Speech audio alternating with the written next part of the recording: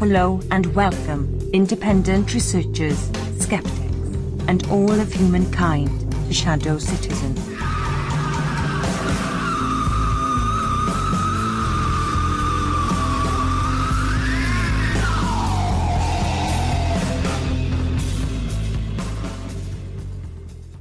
Welcome to Shadow Citizen episode 16 with returning guest Catherine Austin Fitz. You can listen to us live and chat along on mixlr.com/Shadow Citizen.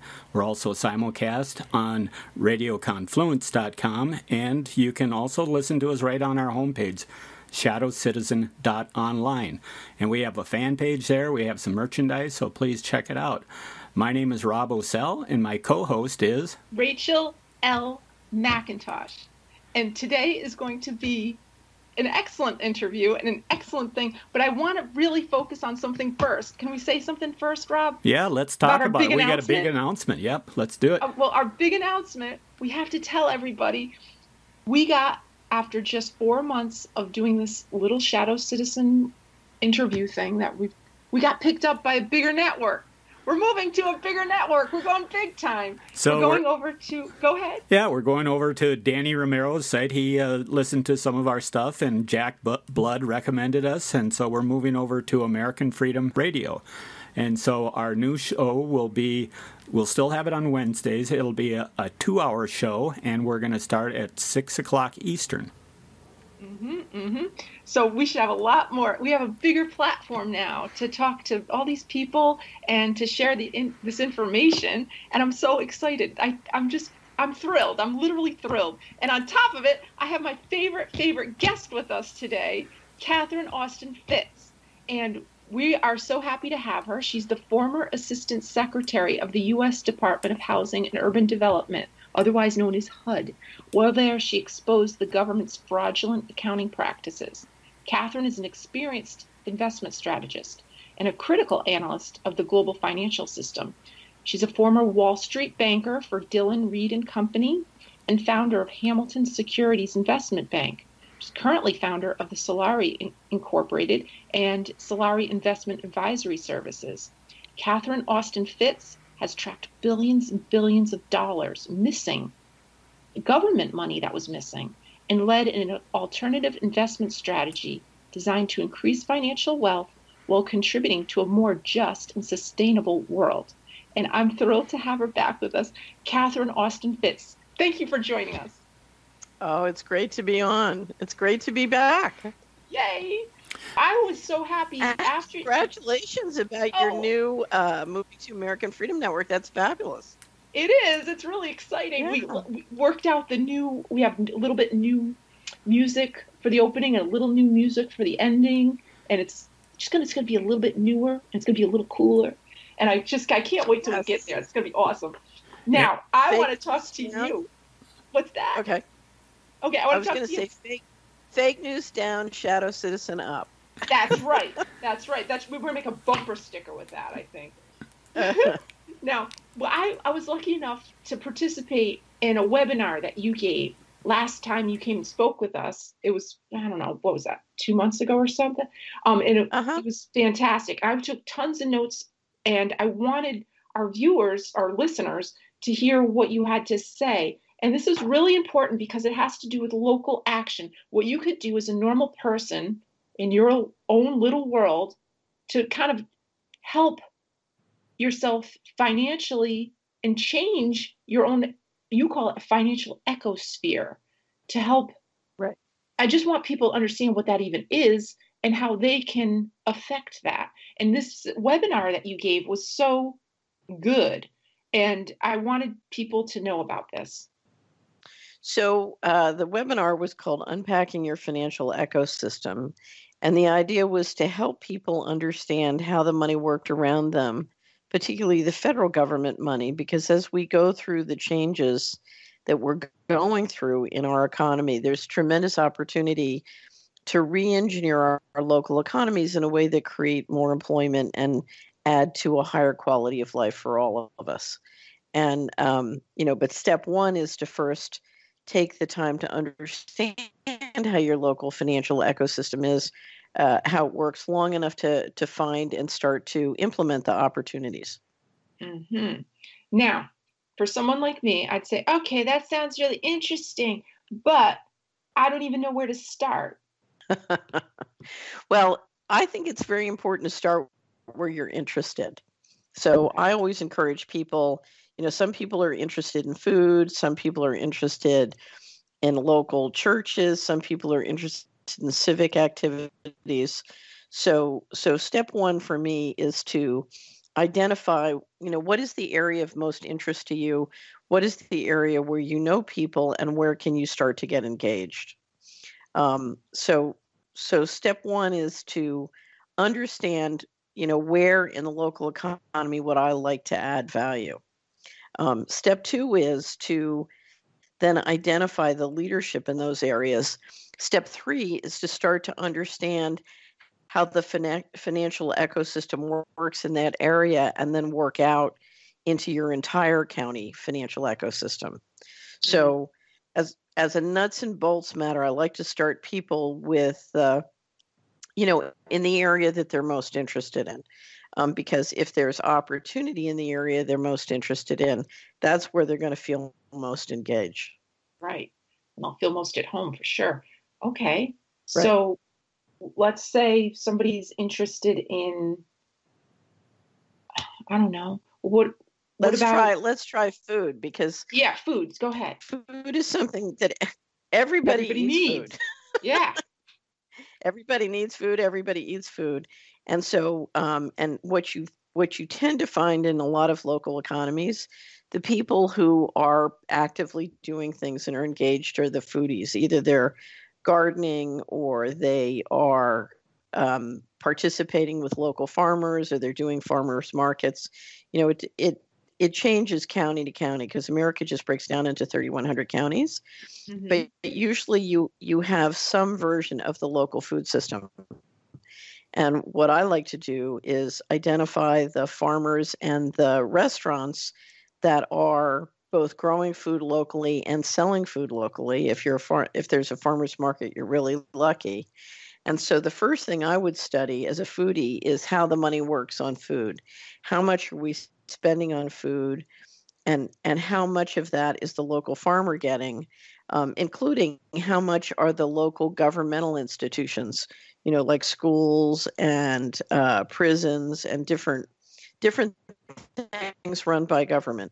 Where are they putting their food dollars? And is it going to the local farmers? And how is that creating jobs locally? So, for example, one of the things you'll see, Rachel, is in many areas, people are too busy to, they don't want to interact with the local farmers, go to the farmers market, but they will always eat at the local restaurants that advertise that they buy food from the local farmers.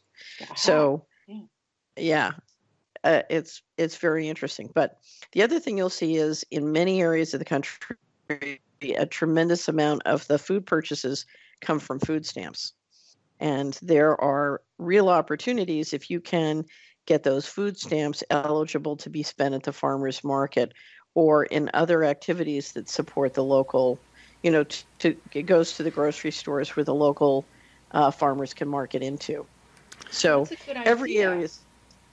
Food stamps over at the farmers market. Okay, good. And that's something that's happened here local just last year. I go to the farmers market. We have a real nice one. Last year they set up where they take the food stamps and convert it. They also into whatever farmers market dollars or whatever. So. They take the EBT card and they process it at one place, and then the individual farmers can take these certificates and then turn them back in for the cash. I'm not sure exactly how it works, but I was very encouraged to. You've seen it. See that happening. Yeah, they just implemented that last summer, so it's like you say, that's a good thing. Rather than didn't you tell us during your last visit the amount that what people spent on soda pop, as compared to fresh produce, and it was just some ridiculous number. It's significantly multiples of fresh produce, and that's why another thing is the more we can encourage. There's a wonderful movie, I don't know if you've seen it, called Fat, Sick, and Nearly Dead, about a wonderful Australian who traveled across America juicing and teaching people how to juice and sort of engaging with them about conversations about diet and nutrition. Because if you look at our healthcare expenditures, we as a nation spend 50% more than the next. Switzerland spends the most or they're the number 2 in terms of per capita expenditures. The United States is number 1. We spend 50% more than Switzerland, and of course we're nowhere near as healthy as the Swiss. One of the number 1 things to be done is if we started buying and eating a lot more fresh food, particularly locally, not only could we lower our food bill, but we could, lower our healthcare bill. So it's interesting. I had one of the top butchers in the world who's Swiss, now lives in America, on the Solari report. We're doing a food series, and he said that Europeans spend double for food what Americans do, but they spend half for healthcare. Yeah. He says you can spend it on the front end or the back end, but there's no doubt that sourcing a lot more food, fresh food locally, whether it's from gardens or the local farmers, is going to significantly improve health and quality of life. So that is a very important thing to do. One of the things we've made a really big effort here in Tennessee to try and we have a sales tax on precious metals. And one of the reasons we're trying to get that lifted is so that precious metals could be used to circulate as coin locally, including for food. Mm-hmm. The other thing we're trying to do, and I shouldn't say we because it's really some of my neighbors and allies doing it, not me, are trying to get the food safety rules changed. A lot of what is consolidated the farming business into the big companies is food safety rules that has literally put thousands of businesses, small farms, out of business, and made it very difficult to process, for example, chickens, and to sell them locally.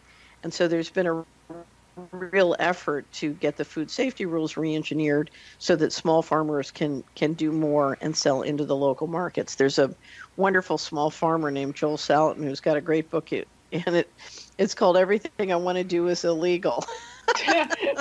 Yeah, no, it's true. Yeah. We have this big, you obviously must have heard about this too, about milk, people that have cows and they want to sell their milk. Well, it's illegal where I live in Rhode Island. You can't just sell cow's milk.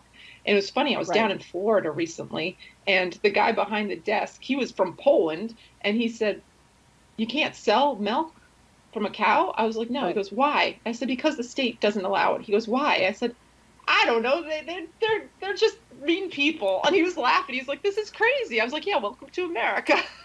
No, it's so you can consolidate the whole industry into it's true, into of the course. big companies. Yeah. So we had a wonderful dairy farm here. There's a dairy farm right next to me that basically got put out of business, but we had a wonderful raw milk farm here, and the state put it out of business. So change the food safety rules, and you can find that you'll do a lot more. There's a wonderful TED Talk by a woman who literally, after 9/11, she and the local mothers got together and were feeling really punk, and they said, "Well, we want to do something. What should we do?" And they decided they would turn all the local open and municipal spaces into basically food growing gardens. And so they started to literally turn everything into an orchard or a garden. And their goal now is to have the whole town fruit and vegetable self-sufficient. And the deal was, if you're going home and you see that something's ready to be picked, just go, pick it, just take it. So, nice. It's like walking into the Garden of Eden. Wow. Right, but over many years, that can make a difference. So, I think whether it's relieving the expenses and the regulatory compliance on your small farms, or building up the market and making your currency accessible.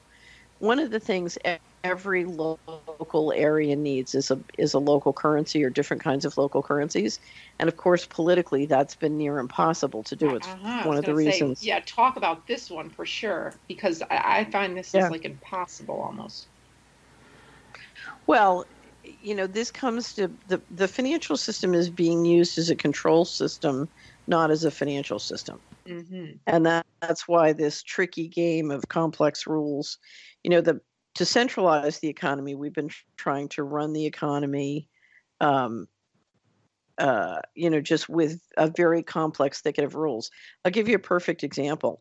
I was sitting once with a group of women talking locally, and I got everybody to start talking about their money and how it worked. One woman was sending her, had all of her retirement funds in local CDs at a bank that had Citibank as a correspondent. And so all of her money was going into Citibank, and she was getting a low percent and yield on her bank CDs. And then another had an IRA, and she owned, in fact, Citibank stock, and was estimating she was getting a certain amount on her stock. And then the third woman had a Citibank credit card and was paying 25% to finance her business. So you had these two women getting about 3 to 5% on their money, although the one with the IRA almost lost everything on the bailouts. Yeah. And meantime, a very close friend of theirs was borrowing that money back and paying 25%. So, so Citibank was in the middle making 20%. And you thought, well, wait a minute, why don't you guys just talk to each other and team up with a local bank and find a way to do this locally, and everybody can make money and stop, and just circulate all of this locally, particularly if you have a local bank to help. So, there are many ways to do that, but it's insane to allow the vast majority of your savings to just roll out and not get anything for it, when in a market economy you could do the same thing for significantly less cost and do it locally. So, but that's because those conversations aren't happening, and we're ending up with very complex regulatory systems. I always love to talk about equity because I'm kind of a stock market person. I love the stock market, but if in my county, if I want to spend my entire life savings on lottery tickets, I can do it no problem. I can just go down to the store and spend a lifetime of savings on lottery tickets. If I want to get hard narcotics, I assure you it's not that far a drive for me to figure out how to spend my life savings on drugs, although technically that's illegal. But if you look at the business going on, it seems to be pretty significant across the country. If I buy stock in my, a local business and try and do an equity deal with a local business, we can both go to jail. Yeah. So now there's a complex thickets of rules and regulations around that. And if I'm smart and can spend the time and money, I can figure out how to do it. But it's very cumbersome and very expensive. And so basically what we've done is we've made sure, just as we've made sure the local farmer is not competitive with the big business, and the local food buyer wants to go into the big box store to get their food, we've made it almost impossible for me to finance the local dairy farm. So that's a huge opportunity, because I assure you, if I have a publicly traded venture vehicle for a lot of the small businesses in my area, I'm going to spend a lot more locally because it'll make my stock go up. Not only that, I'm going to make sure my neighborhood is healthy and safe because that's going to drive my stock up. So this idea that what's good for the stock market is bad for the environment, it doesn't have to be that way. If we have place-based equity vehicles, the more wonderful and environmentally healthy I make my neighborhood, the more my stock goes up. Yeah. I have a question. We can create a financial system. Yeah, go ahead. Yeah, my question is, for the normal person, they just heard what you said. They said, you know what, this thing about Citibank and the credit card, how do people recognize which are the good banks or the good places to go deal with money? How do they find that out? Well, How do they actually, know? all you need to know, it's pretty simple. There's a great piece up on Solari called "How to Find a Good Local Bank," Okay. and it walks you through the steps of how to find a good local bank. So, let's say I know nothing about banking or finance, and let's say I've just moved into a new county and I know nothing about finance. I don't need to know anything to know about finance to find out who's the good local bank, because there are all sorts of people in any community. They're what I call the top 10%. They're the 10% that kind of make everything work, and they're competent, they're ethical. All you need to figure out is who are those top 10% and figure out where they bank. I'm always laughing because in my community, one of my cousin Bob is one of the guys that everybody looks to. So, I don't need to know if it's right or really works. I just need to know that Bob's checked it out and he says it works. It's got Bob's seal And of then approval. Okay. So right, exactly. right. So if Bob says it's okay. And if Bob says he'll fix it, I'll buy it. And if he says he won't fix it, I'm not buying it. That's how it works. Okay. So, yeah. So we've got to know our local community. Yeah. Yeah. So here's one of the things I always tell people: if you want to do more in your community, here's Catherine's plan for making America great, one county at a time. Find the person in that 10%. Whether they run a great local grocery store, or that, I adore my local mayor. I have a fabulous local mayor and I have a fabulous local sheriff. It's one of the reasons I live here. And, find that person who is within the 10%, who you really like and admire and you enjoy knowing, and say, what can I do to help? Just ask them what you can do to give them energy. Mm-hmm. Let's say you don't have a lot of time, you're busy, but you've got 3 to 5 hours a week to help. So say to them, what can I do to help? What can I do to help? And all you need to do is follow them around and help them. And things can build out from there. Because right now we're in a situation where everybody's on pins and needles, and there's been tremendous effort to divide and conquer people.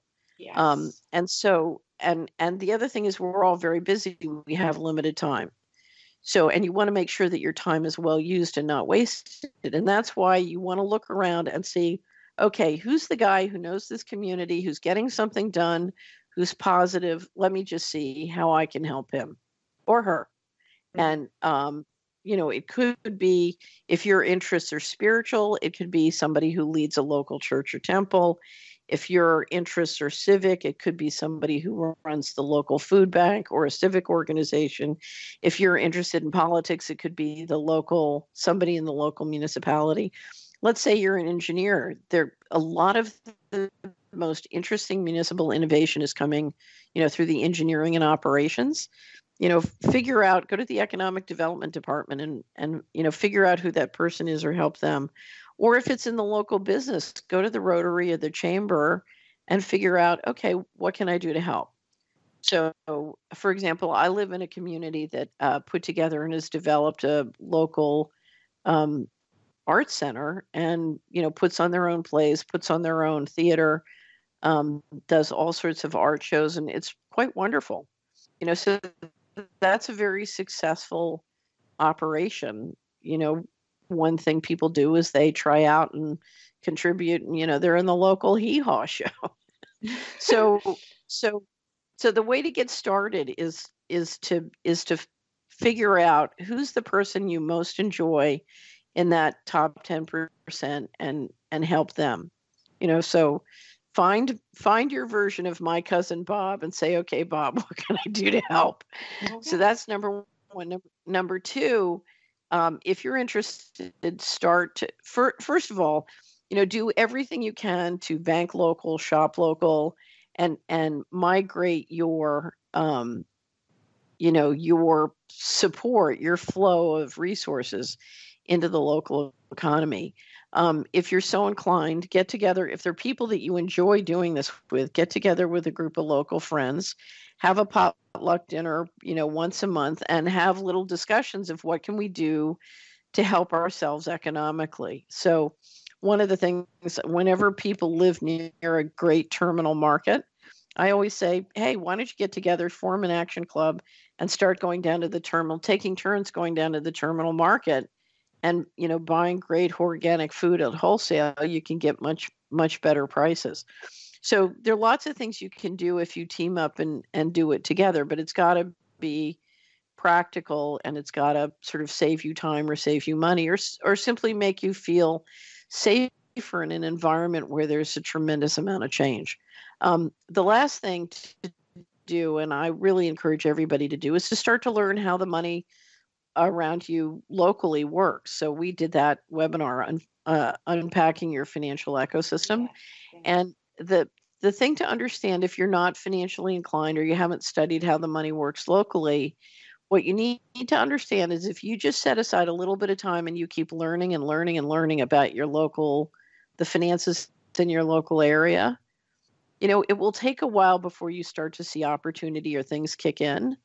But it's just like the reporter said, follow the money. If you follow the money, you would be amazed at the opportunities you will see over time, some of which are feasible to take advantage of. So, but I always tell the story about how I used to find neighborhoods where HUD was spending $250,000 per unit to rehab or to construct public housing, and $50,000 would buy and rehab a single family foreclosed property in that neighborhood. There's all kinds of shenanigans going on, usually in the HUD budget. And so it's amazing if you just start paying attention how much money you can find. Now, here's my question, because I've been involved with some of these HUD grants.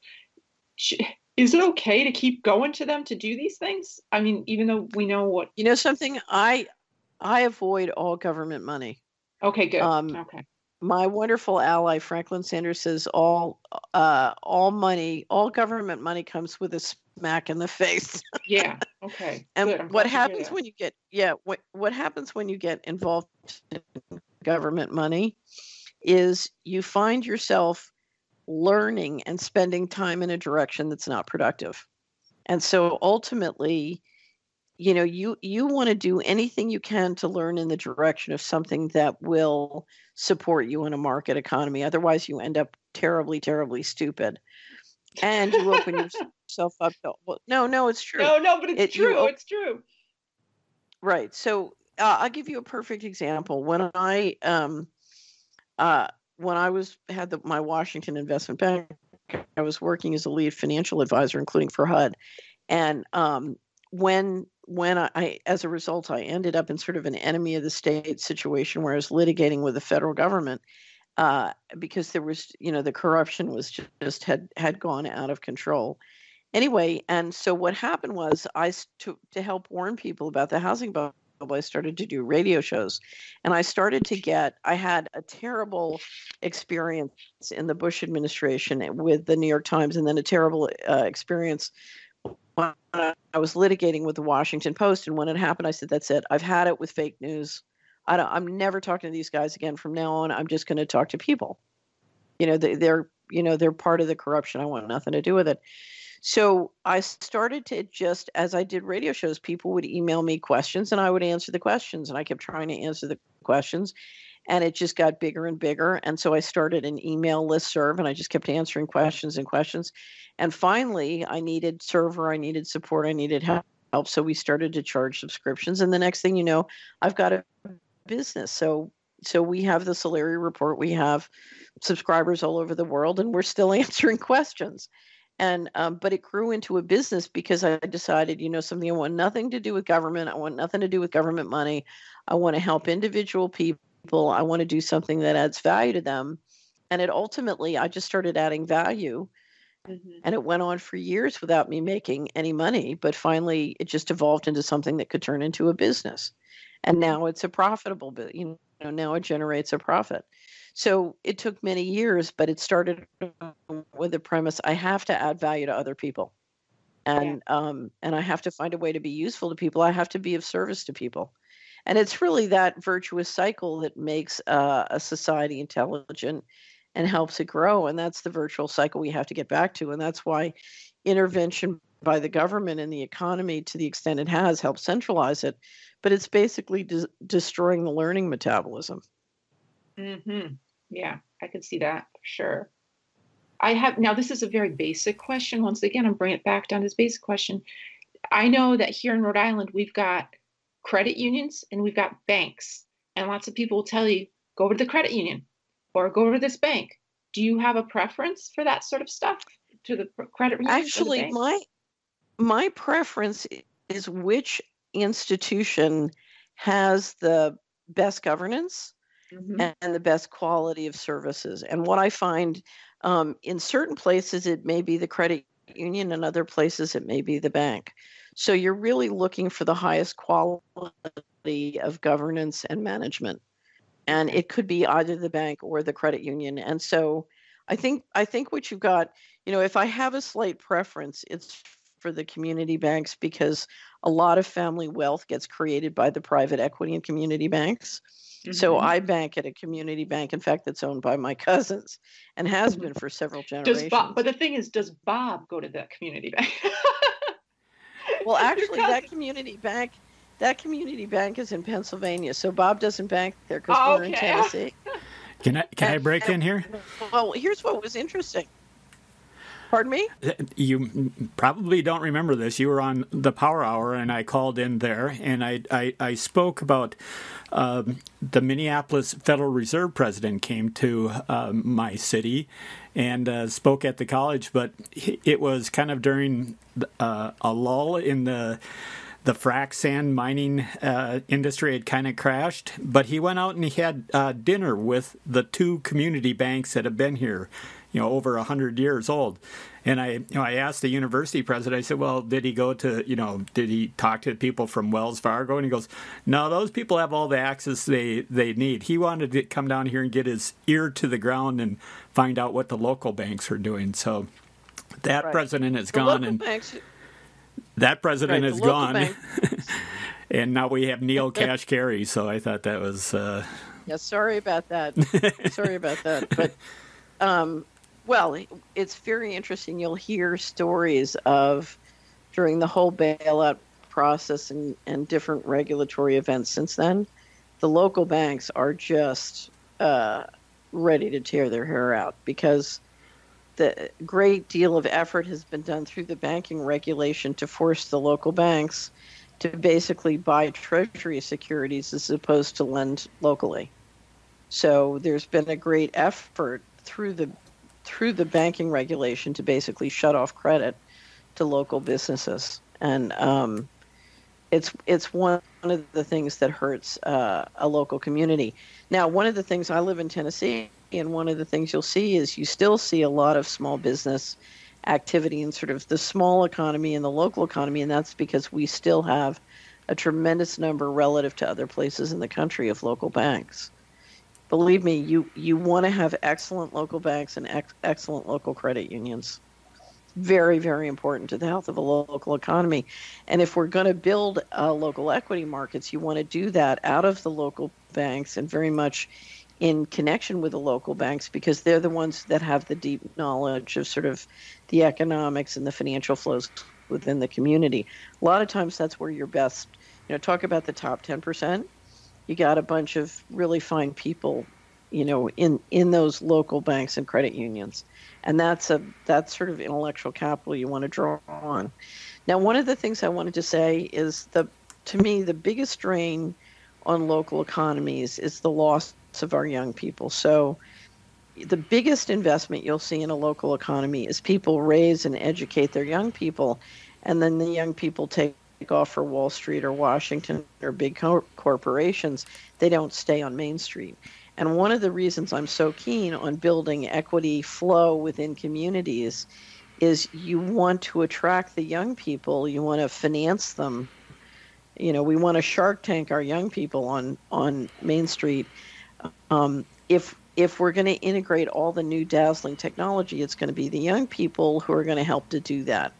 And so one of the things you want to do is you want to get your local bankers and the local educational leaders, both high school and tech centers, community college and universities in a room and say, okay, how can we start to create apprentice programs that make it possible to help the young people circulate, learn the local economy and businesses, and make it possible for them to buy out the boomers out of their businesses or start new businesses.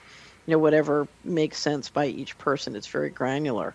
But anything the local business leadership can do to make it financially attractive for the community and young people to finance them to build the local economy, that is fantastic.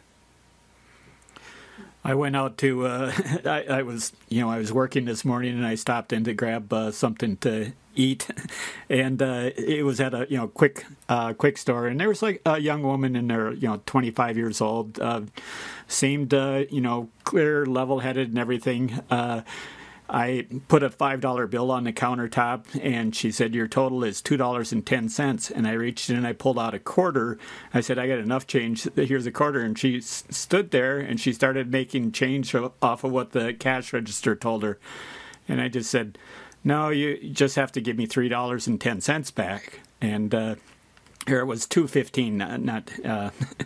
And I just thought. And she says, "I'm not good at math in the morning," is what she told me, and I just thought, "Oh no, this is a new math person," But otherwise, very friendly, very perky, very seemed very bright. But for some reason, the math had. She's probably used to just using a calculator all the time.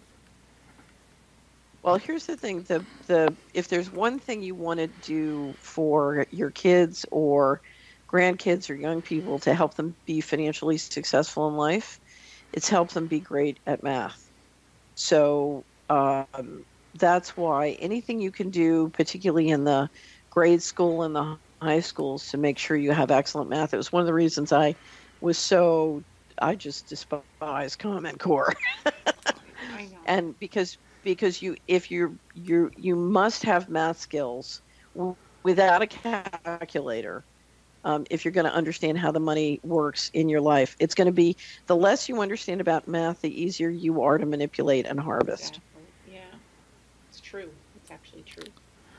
Yeah, I think that's very true, and that's something that always troubled me when when that happens. I mean, it's not a rare occasion that happens. I'm sure other people have experienced similar things like that. Where, right. The other thing that's very important to making sure you're not tricked or harvested is to understand the history and the natural resources in your place. You'd be amazed how many times I drive around the country a lot, and I can literally stop in a diner that's right on Interstate 64 and ask the waiter or waitress where Route 64 is, and they won't know.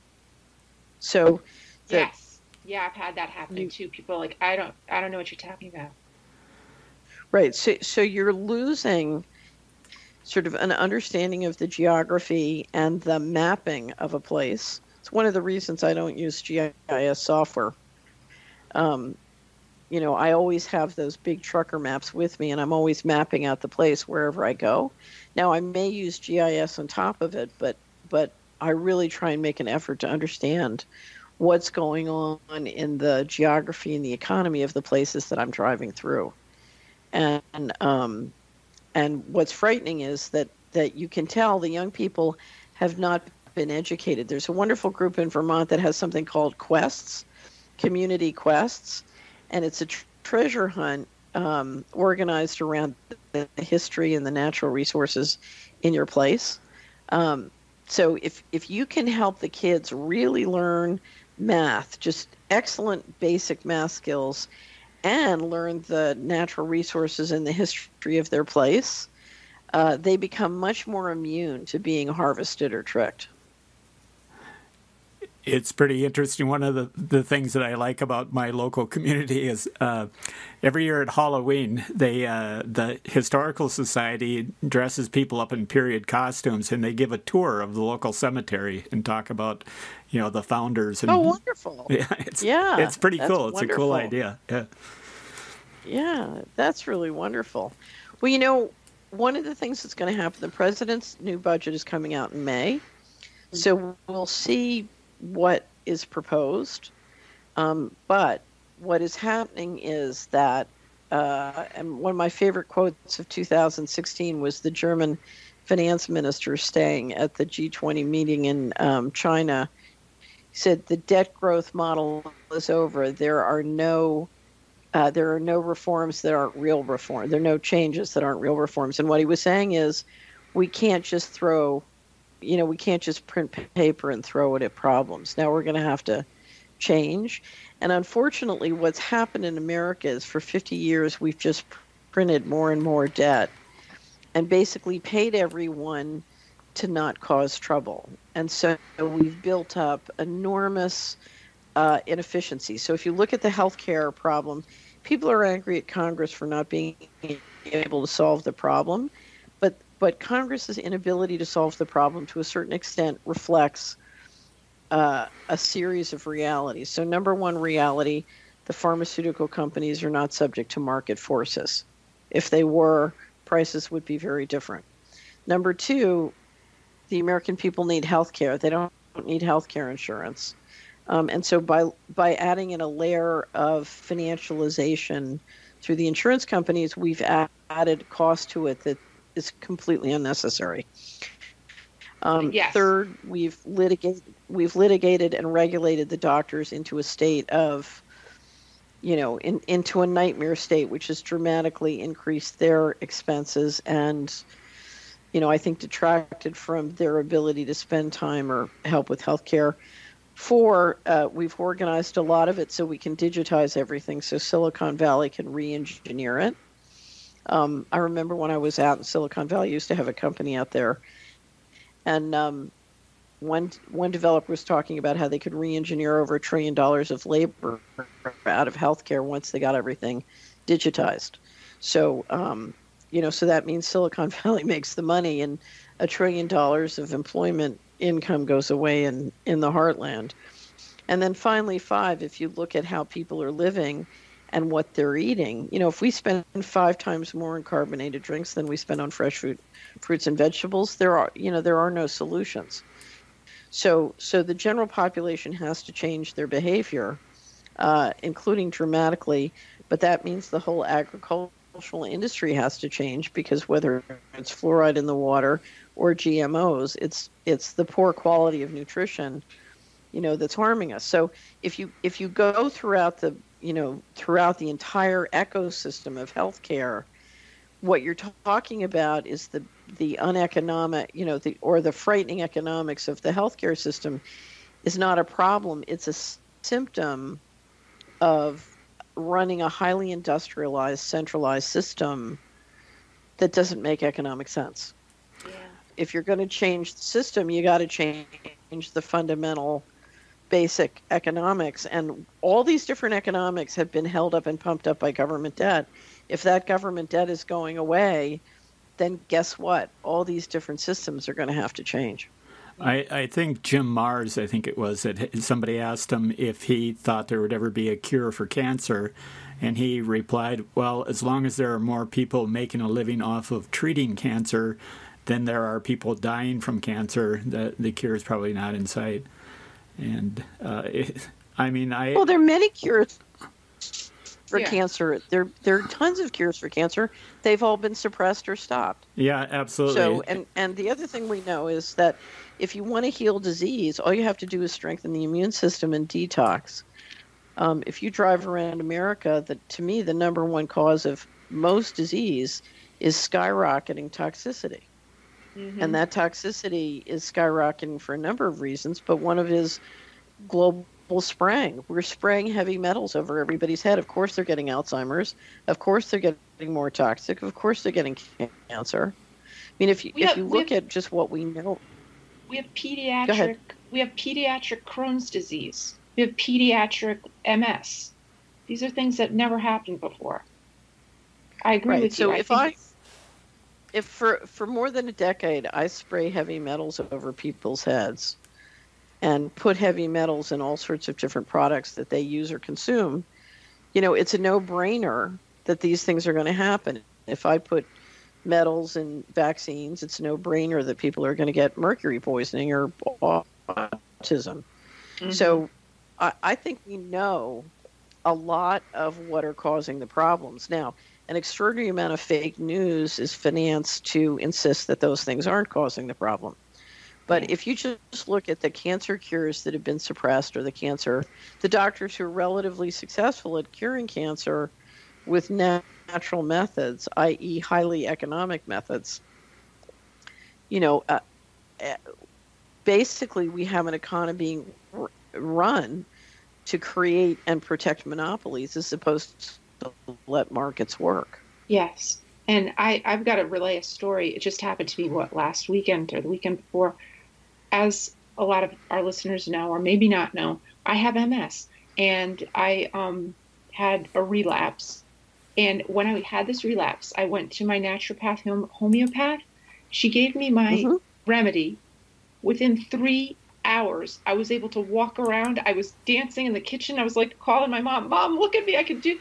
And every single time this homeopathic stuff works, it blows my mind, because technically it's not supposed to, but it does. Right. And of course, my regular neurologist was on the other line. He's calling. He's like, "No, you got to go in and you got to go get the infusion."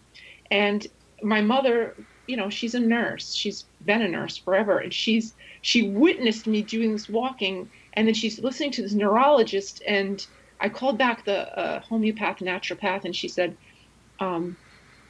she goes, "You can go do the infusion, but we've got to really watch you from now on." She goes, "That's going to be your last infusion, because now we know what your remedy is." And I just want to let people know, if you clean up your body, like you said, it's all detox. You literally have to get all of that fake food out of your body. You have to get totally cleaned up. It takes a long time. You have to change the way you live, how you eat. But then the natural type of remedies can start taking effect. And it's different for everybody. It's not like the remedy that worked for me is going to work for the next person that has MS. But you're going to find somebody who's going to help you, and it's going to be a individual journey into your own being. It's very interesting. Right. There's good news and there's bad news. The bad news is that you have to spend a lot of time and learn how to be your own doctor and your own nurse. Not to say that you won't use great doctors and nurses, but you have to take responsibility to be your own doctor and nurse. That's the bad news, and it takes time. One of the things, remember when I said get together and do a circle, do an action club together? I used to call them Solari circles. Get together with a group of friends and start watching documentaries together. Have a potluck dinner, watch documentaries, talk about it. There's wonderful, in our annual wrap-up, we did an annual wrap-up on the global harvest and what it means to investors, but we put a list of all my favorite movies on food and sort of diet. Now, they're great movies on health and taking care of your health. So there's truth in cancer, truth in vaccines. There's all sorts of things being developed. So I would use documentaries, and if you like to read books, and as you said, you've got to figure out what works for you, and everybody is different. Everybody's unique. So it's a matter of trial and error. The good news is if you do it, you will have great health and economic health care, in your home and in your kitchen that you control for the rest of your life. And you will have a much healthier and probably longer life. So the bad news is you got to do it yourself. And there are lots of people who can help you, and there are lots of great tools that can help you. And if you do, you will be much happier and much healthier. The reason I discovered all this was during the litigation with the federal government, things got very dangerous. And I was dealing with physical harassment and got poisoned, but I couldn't go for political reasons, I couldn't go to a doctor. I couldn't go to the healthcare system. Oh, wait a second. You got poisoned, Catherine? Somebody actually poisoned you? Oh, yeah. Multiple occasions I was poisoned. Holy Toledo. It turned into a real food fight. What happened was evidence was falsified, and the effort to frame us failed. And so then I wanted to go into court, but obviously they didn't have any evidence of any wrongdoing, and so clearly didn't want to go to court. So it got very, messy, and I was very insistent. So that's when I started to just coincidentally get poisoned. Anyway, but the poisoning taught me a lot about detox. Wow, go ahead, keep talking. I can't believe this. Go on. So the poisoning is how I learned about detox and the power of detox. Because when I started to detox, I was really, if you look at where my health was versus what happened when I detoxed, Yeah. That's when I discovered, oh, this can be reversed and we have the technology to do it. It's time consuming, but anybody can learn how to do it and do it. We have a great Solari report on how to detox. So, and again, it's trial and error. You do it yourself. But what happened was I discovered I literally couldn't go to the healthcare system. I couldn't go to hospitals. And I had to figure out how to take care of it myself. And that's when I literally tried, Rachel, every old-timey recipe that exists. I tried them all. And I discovered the ones that work for me. And one of the things I discovered is, there is a way at very low cost in your own home to provide 95% of your own health care. And, I'm not going to go into it today, but let me tell you, I don't even contemplate going to a doctor unless iodine and castor oil packs have failed. Mm-hmm. And they almost never fail. They almost never fail. Okay, so let me talk about the red button problem, because that is the heart of all the different issues we're discussing. It really is. It really is. At the summer of 2000, I was giving a speech to a wonderful group of people called Spiritual Frontiers Foundation International. And this is a group of people that have a conference once a year about how to evolve our society spiritually. And so I said to this wonderful group of spiritually evolved people, we were talking about the congressional testimony regarding the alleged drug dealing by the U.S. intelligence agencies into South Central L.A. And I'd been asked to speak about how the money works in organized crime to explain the sort of corruption that was happening in Wall Street and Washington. So at the time of the congressional testimony, a reporter I worked with had been told by a Department of Justice spokesperson that the U.S. economy was laundering $500 billion to $1 trillion a year of all illegal money. We're the global leader in money laundering. So I said to this wonderful group of 100 spiritually evolved people, what would happen if we stopped being the global leader in money laundering? And they said, well, we'd have trouble financing the government deficit because we need to buy, sell bonds, and we'd have, the U.S. stock market would go down because that money would go to London or Hong Kong or Zurich. So I said, okay, well, let's pretend there's a big red button up on this lectern. If you push that button, you can stop all hard narcotics trafficking in your county, your state, your country tomorrow. That's offending the people who control $500 billion to $1 trillion a year of all dirty money. Who here will push the button? And out of 100 people dedicated to evolving our society spiritually, to my amazement, only one would push the button. So I said to the 99 who would not push the button, why would you not push the button? And they said, well, that we don't want our taxes to go up. We don't want our government checks to stop. And we don't want our IRAs and 401ks to go down, because that money, again, will go to London or Zurich. And what I discovered that day, the problem was not that they would not push the red button. The problem was that they would not talk about, well, how do we turn the red button green? How do we make money pushing the red button?